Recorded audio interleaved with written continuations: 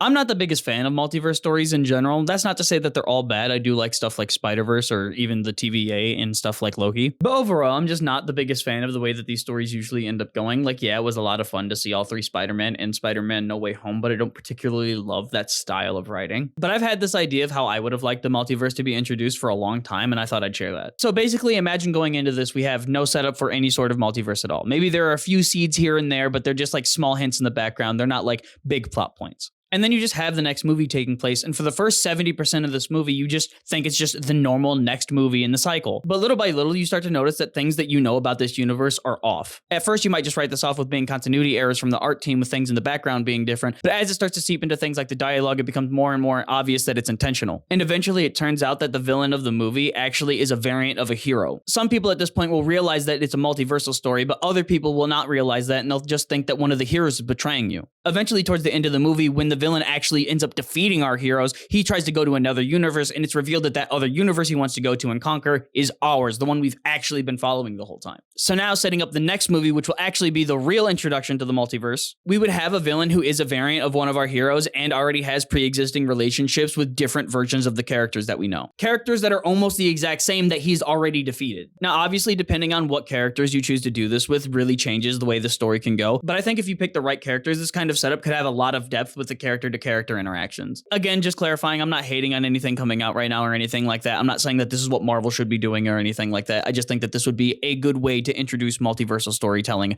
to a superhero world. That's about it. Let me know what you think. I've been Shikes. I'll see you.